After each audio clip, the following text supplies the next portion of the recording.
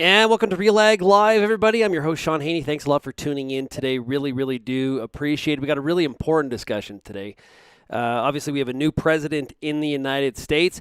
That has an impact on U.S. farmers and producers, but it also filters its way. They drag us into a lot of their issues. So I think there's a lot of things running in parallel. I'm looking forward to today's discussion. In order to participate in today's program, all you have to do is enter your question, comment, in the box, whether you're watching on YouTube, Twitter, or Facebook. Love to take your questions. And if you do ask a question, we'll be sure to make sure that we send you a Real Agriculture hat, which we've been doing over the past month. Let's bring in today's guest. It is a good friend of mine. It is Tyne Morgan, host of U.S. Farm Report. Hey, Tyne, how are you? Shaun, I am so good, but I feel like we need to set the record straight. We don't drag you into anything, Shaun. We think that you want to join our conversation, so we just invite you along. Well, is that what we're doing? Okay, well yeah. Yeah, exactly. So, Tyne, host of U.S. Farm Report, great program that actually, if you want to, it's on Rural Radio 147 on the weekends, as well as RFD TV is now in Canada, and you can check it out there as well for all of our Canadian viewers. Tyne, this weekend, you are working on a feature all about the impacts of the Biden administration on agriculture. You've been talking to a lot of farm groups, newsmakers, lawmakers. What is kind of the overall sentiment here right now, one day into this presidency, about what could happen to agriculture? Well, I feel like I have to preface this conversation with, no farm group is going to come out with anything negative at this point. You want to get started on the right foot. And so that's really what we're seeing, some optimism, some energy really to get in there and have these conversations with the Biden administration to make sure that they understand agriculture. And Shaun, I've had these conversations since November. What would a Biden administration mean for farmers and ranchers in the U.S.? And I will say that from National Corn Growers Association to other associations out there, they have said, you know what? The Biden administration has been the most proactive administration that they have seen when it comes to agriculture. So they're getting calls from whom Biden tapped as the head of the EPA. They're getting calls from other members that Biden is appointing to key members of his team. And they are calling and talking to agriculture, not only to find out the issues that farmers and ranchers are facing right now, but from what I'm hearing, especially from John Doggett, CEO of National Corn Growers Association, he said, listen, Tyne, they are listening to us. It's not just that it's talking and we're just checking a box to make a phone call. No, they are listening and having active conversations. And so there's some optimism. But when you talk to the John Doggetts of the world, as you said with NCGA, are they surprised by that? Like, is there sort of like wait a minute here, this is not how I thought this was going to go? Well, I mean, John said, listen, I've been in Washington, D.C. since the Reagan administration. I have never seen an administration be this proactive in reaching out to agriculture. And he goes, it's not just me. It's some of the key policy folks within NCGA. It's across the board with different ag, farming and ranching organizations. I think it was a little bit of a surprise just how proactive they have been.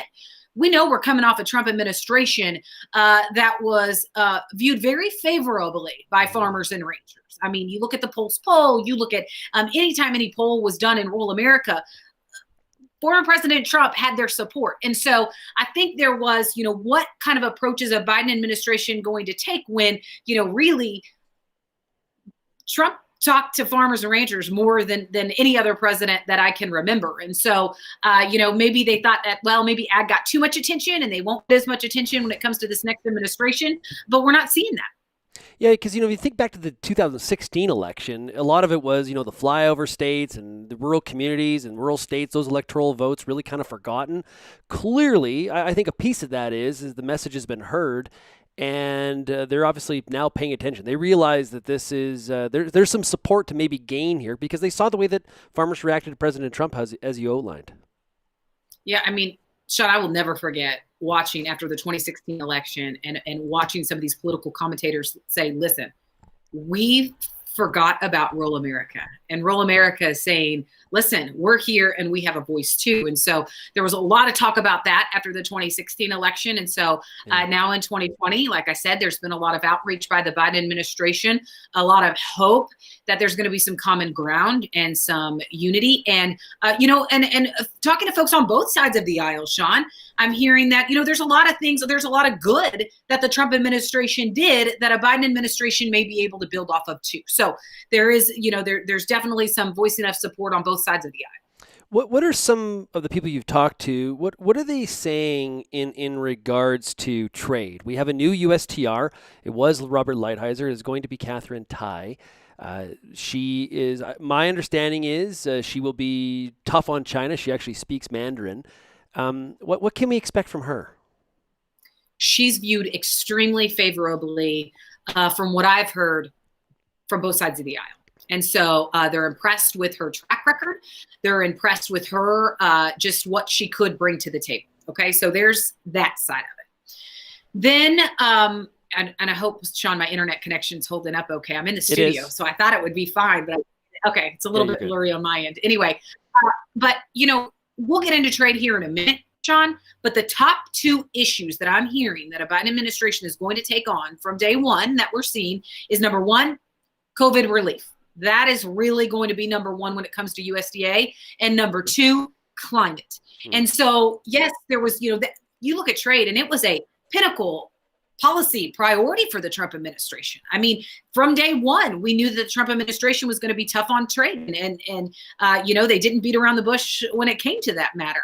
Well, we're not hearing as much about trade right now, but Shaun, that definitely could be, much different if we didn't have this pandemic in the picture. And so that is really changing. So COVID relief, and foremost, that is the number one issue that a Biden administration is going to have to tackle. And from what I'm hearing, Tom Vilsack has been tapped as USDA Ag Secretary here in the United States. And Tom served under the Obama administration. He's no stranger to USDA.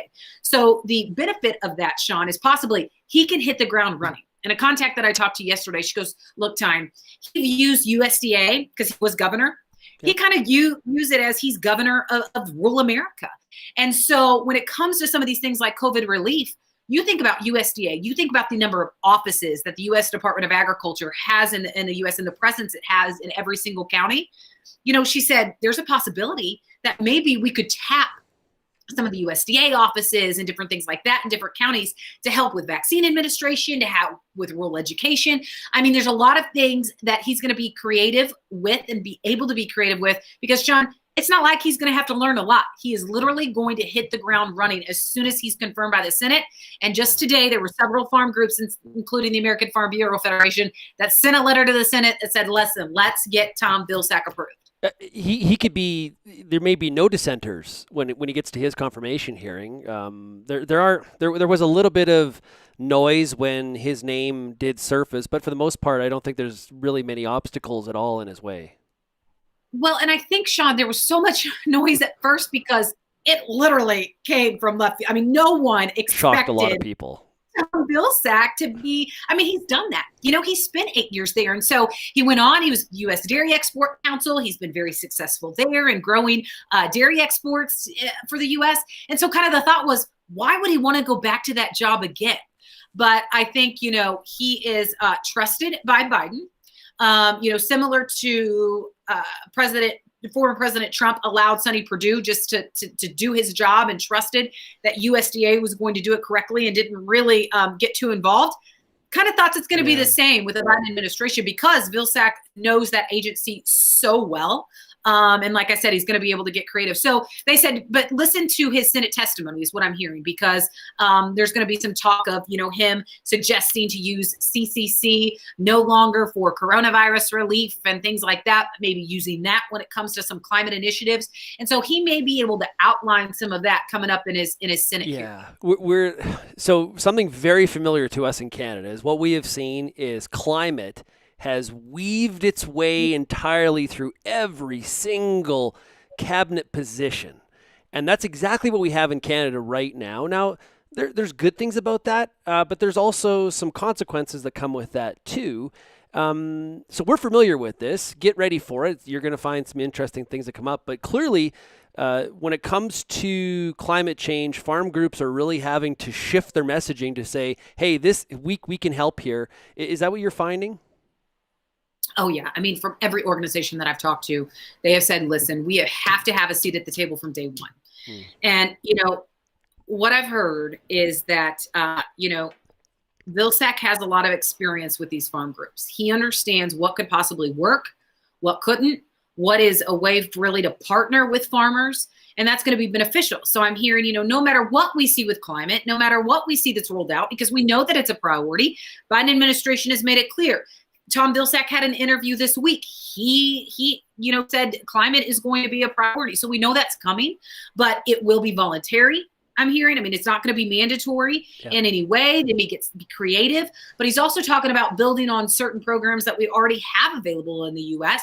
and maybe just getting more funding behind that. So it'll be interesting to see with the next farm bill. We have that coming.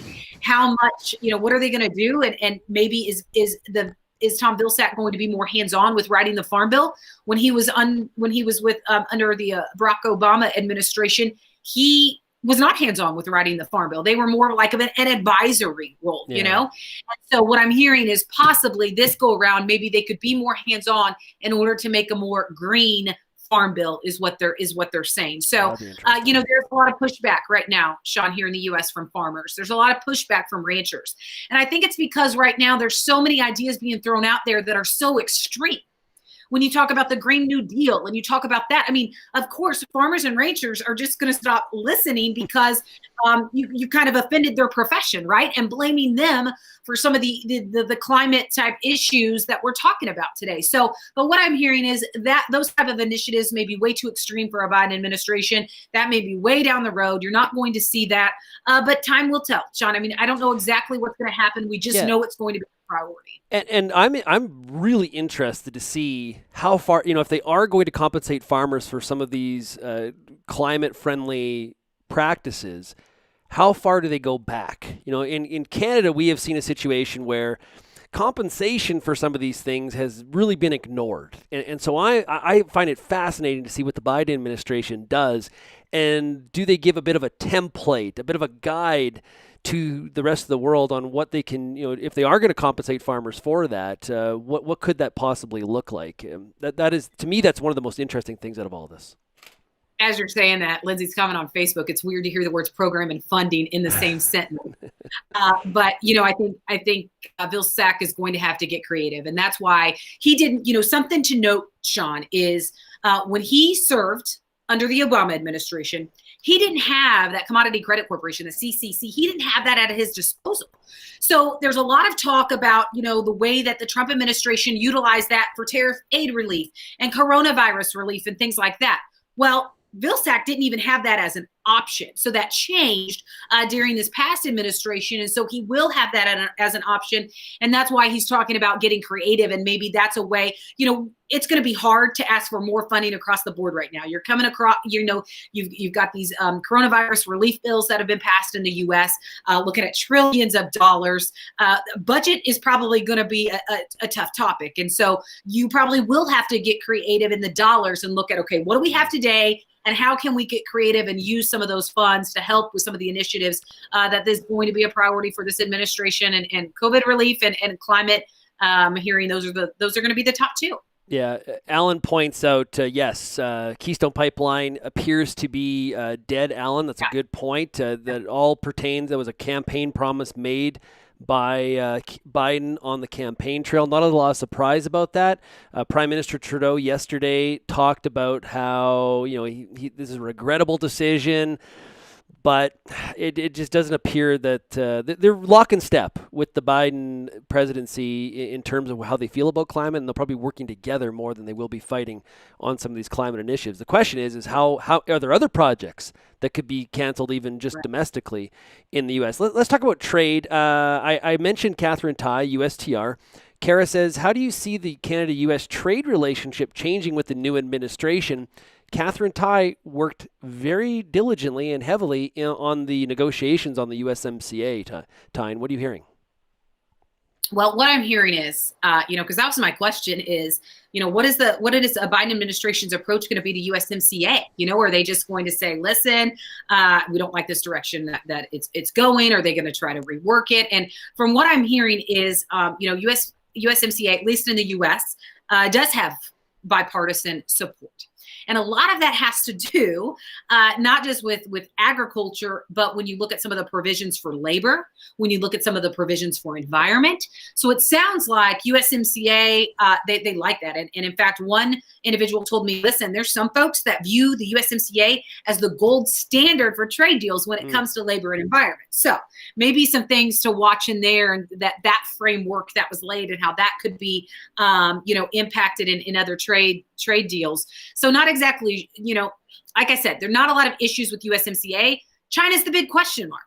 And I know, China definitely a hot button topic in Canada, definitely a hot button topic here. We saw a flash, the weekly export sales report came out this morning that showed China is continuing to buy from the U.S. And, U.S. producers are hopeful that this is a paradigm shift and this is going to continue. But there are some issues that they think that the Biden administration will have to follow through some of the groundwork that was laid by a Trump administration, but that the priorities are going to be different. So labor, environment, those also are going to be top priorities when it comes to negotiating with China, not as much saying, okay, we're going to have you buy X amount of farm products. That may not be one of the standards and metrics that they use. Instead, really focusing, like I said, on environmental and labor issues. Canada tried that. And then, hey, listen, Canada trying to negotiate with China is different than the U.S. trying to negotiate with China. Those are not two equivalent things from an economy standpoint. But, Canada. Why? Because you're too nice? What's that? Because you're too nice? That might be it. Yes. Actually, on China, way too nice. Yes. But we're always saying sorry. It's like, we're sorry, China. We're sorry. I know. But they walked, now it would be the fall of, it's got to be fall of 18 maybe. They Prime Minister Trudeau went to China and they were going to talk free trade deal, and he left with his head between his legs, and basically it was sort of like we came in there with some progressive ideas on environment and labor and things like that, and it kind of went nowhere. So I think this is going to be interesting to watch Biden try this. Well, and what I'm hearing is the key appointment to watch when it comes to China, also not only U.S. trade representative, but also who's named the ambassador to China. So you look at the two previous ambassadors, Shaun, they were very ag friendly. I mean, you look at Terry Branstad. I mean, he came from Iowa. He came from a very farm-heavy state. He understood the issues farmers and ranchers had when it came to dealing with China. So that is not a up until this point. I mean, I didn't check before we came on to do this live, but up until this point, we have not seen President Biden pick who his ambassador is going to be to China. And from what I'm hearing, that could be a key role and a key person. Yeah. Question here from Kathy.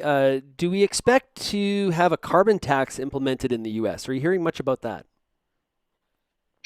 Kathy, not at this. I mean, the talks are so early on.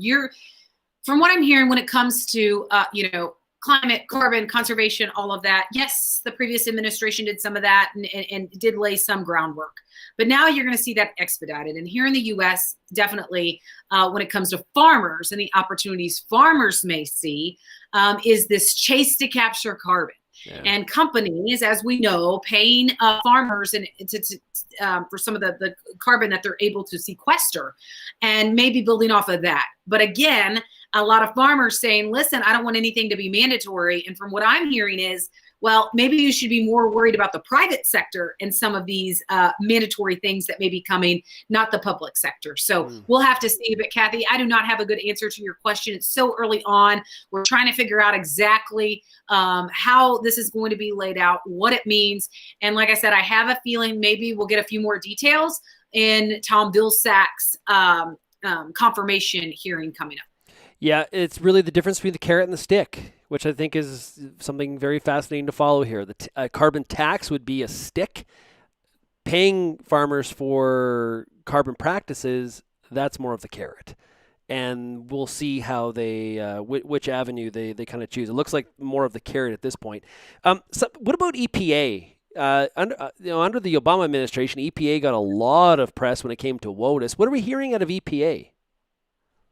Well, Michael Regan is one of those individuals that reached out to a lot of these farm groups from day one. And I'm talking like calls right before Christmas, wanting to hear exactly what farmers and ranchers, the challenge. And Shaun, as you know, the biggest challenge when it came to EPA, I mean, there was opportunity in the beginning because we saw them rework the waters of the U.S. rule. We saw them kind of ease back some of these regulations. Farmers extremely happy, optimistic, thinking that this is really one of those added costs that they would see some relief from, and they did.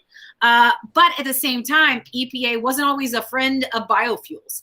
And we saw Trump's EPA just kind of in the night before they left grant a few small refinery waivers. And I mean, that's been something that's been frustrating to renewable fuels groups in the U.S. They say, listen, he torpedoed this RFS.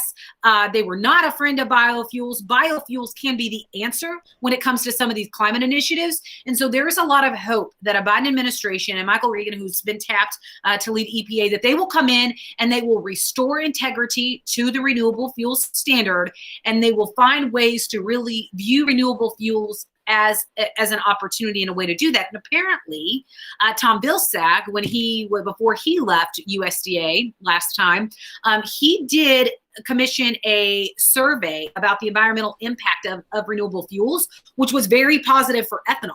And so you may see some of that background come back as a way for them to help with this climate discussion and, again, use agriculture. So renewable fuels groups here in the U.S. are very hopeful that a Biden administration is going to be a friend of biofuels because the story that it has and the environmental, positive story that it has. But there's some out there that are saying, listen, I don't think that aligns with Biden administration's priorities. And I'm not so sure that they're going to be the saving grace when it comes to renewable fuels. So we'll see. Yeah, but don't you think some of the naysayers on this one, one of the reasons they give is that, no, Biden's going to be more worried about setting up electric charging stations for electric vehicles, not biofuels. But I wonder if people are missing the opportunity in the transition period and maybe underestimating how long that transition period is. There could be some very good years ahead for biofuels if we make sure we make the Biden administration aware of that. Well, and Shaun, I think there's an opportunity. I mean, it's like I said, Vilsack apparently commissioned that survey. It was some very solid statistics that really showed how ethanol can be an answer when it comes to climate issues. And so maybe that's something they pull from. But also, when you look at, what if the U.S. continues to enter into trade discussions with China, and climate and labor are some of the issues that they're trying to tackle? Well, when you think about climate, ethanol could be one of those solutions. Yeah. And so you can definitely see that renewable fuels groups are being proactive with their discussions with the Biden administration, and they've had several. And this Michael Regan, who was tapped to lead EPA, they're optimistic about him. And like some of them told me, we're not going to agree with everything the Environmental Protection Agency does or says. Yeah. We know that. But at least they've been proactive in wanting to listen. I was watching the news this morning. Pete Buttigieg, he was one of the front runners for the Democrat leadership during the last primary season. He has been tapped as transportation secretary. There's a lot of issues that touch agriculture when it comes to transportation, the rivers, locks, and dams. We've got rail. Is anybody bringing up transportation much, and who the new secretary likely is to be? No. I mean, not that I've heard out a ton. No, not right now. I mean, I think there's so much talk right now about climate and really kind of what some of that transition will be. I just haven't heard a ton about that, Shaun. Okay, that is. I find that interesting because that the infrastructure is maybe one of the spots where that is compromise. It is a compromise issue. It's one that people on both sides of the aisle, no matter how on the fringe they even are, they can agree on we need infrastructure funding. We'll see. And the other thing is immigration. So when you look at President Biden's first day on Wednesday, signed 15 executive orders. One of those had to do with immigration. And so I just talked to American Farm Bureau about an hour ago and asked them, and they do think that this now is an opportunity to come in with immigration reform that works for agriculture and really has a path that these essential farm workers have a path to come to the U.S., work, and then go home and continue. So there's some hope when it comes to immigration. Yeah, there's talk of trying to find a pathway to citizenship for 11 million, 11 million, is it 11 million dreamers, I think, to get that correct. Yeah, so I know Chuck Grassley from Yeah. Iowa pushed back on that this morning. And well, and Shaun, as you know, I mean, there's videos surfacing now where we see some, these waves of immigrants making their way to the U.S. and some of them saying President Biden is going to save us. And so, as you can imagine, Shaun, this is immigration is not not everyone agrees on this in rural America. Yeah. And so it's something that, yeah, you understand that the system right now is broken, it doesn't work, and it doesn't work for agriculture. But this is one of these issues where they're going to have to find compromise. And I think they're hopeful that it is an issue that we can find compromise on. Yeah, and the other thing is too, I think that we're likely to see, and you can comment on this, is that because the grain and oilseed markets have really bumped up here since the fall, the talk of needing ad hoc programming, even though we did have some CFAP funding last week for poultry and pork, we're kind That of was leftover. yeah, we're kind of out of that window now, and I think they can talk more about market development when it comes to the trade file.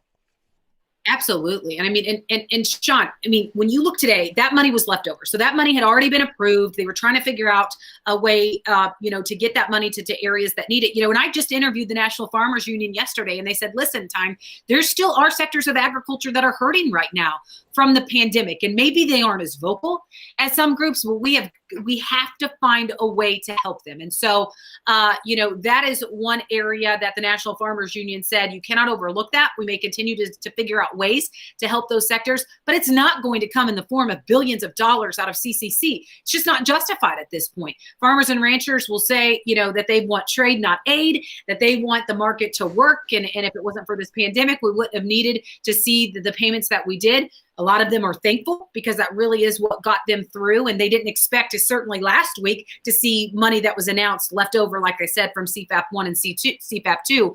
But in my contacts that I've talked to, the days of record ad hoc government payments are over. And I hope that they need to be over, Shaun, because that means our markets are working, right? Our markets are working like they're supposed to, and we are relying on trade once again. And so when you asked about the pulse, though, in farm country of what a Biden administration means, Yeah. right now, I think farmers are just so thankful that commodity prices have changed the way that they have. And there's a lot of optimism when it comes to that's really headlining everything right now, no matter what's happening in Washington. Yeah, we're not very happy about the weakness of the U.S. dollar. I'll tell you that. The 79-cent Canadian dollar is really not very positive for us. So if you want to provide, if I can give you anything, can you fix that? We don't like it. Well, I think fixing that for you is not going to make my viewers very happy. So, Okay. Shaun, I can't promise anything at this point. We'll agree to disagree on that one. I think one thing we're going to see as we finish up here, Tyne, the one thing we're going to see for sure is likely based on the political, where both the Canadian government and the U.S. government now fit on the political spectrum. They are going to be very much aligned on numerous issues, specifically climate. And we're likely to see a lot of cooperation going forward, especially as we see the U.S. re-enter the Paris Accord. We see the re-entering the World Health Organization. We're going to see the Canadian and U.S. government lock in step. Shaun, I think that's important on several fronts because in every interview that I've had and talking about trade, they just talk about how we are going to have allies at the table, and we need to continue. Some of those trade relationships may need to heal. But having those allies and restoring those relationships are going to be key because you need friends at the table, especially when it comes to dealing with China, right? A lot easier to have a group together when you go into dealing with some of these, a country like China, than trying to do it one-on-one. So that has been a key theme in all of the interviews that we've had. Are we going to hear farm groups put pressure on the Biden administration to get back into the TPP? There was a lot. I mean, it's definitely a hot topic especially on the livestock side of things, that we heard even in the Trump administration that they were, upset that they think that we've missed out on markets. And I wish I had numbers in front of me, but there's been some studies that show that quantifies how much money they think that agriculture's lost out on by not being a part of that. So I think there's hopeful. We know that those Pacific Rim countries are key.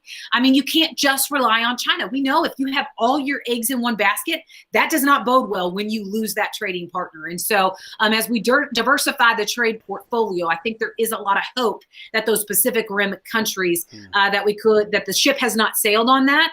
And that we can continue to find a way. And I don't know if that will be re-entering that or entering into more bilateral trade agreements. I'm not sure exactly what approach the Biden administration is going to take. For all of our viewers in Ontario, Tyne is going to be at the March Classic with the GFO. You're doing a virtual taping of U.S. Farm Report. That's pretty exciting. But Shaun, here's the best part. I think the entire show is going to focus on Canada. So we're going to look into some of the issues that Canadian farmers are facing and talk about those on the show as well. So it is going to be very Canadian friendly. I can promise you that. But we're excited to be there to have a marketing discussion. We're going to bring a couple, I say bring, but it's not like we're going anywhere. It's going to be virtual. But I'm going to bring a couple U.S. analysts with us that can talk about, markets when it comes here, and then also some folks from Canada. But Shaun, I do want to say today, and it was kind of an off-the-record conversation, but I can have that here. But after we finished recording marketing roundtables for U.S. Farm Report, one of my analysts who is extremely bearish was extremely bullish. And I mean, extremely bullish. And I told him, I'm not sure if you can say that on camera because I feel like all my viewers are going to have a heart attack.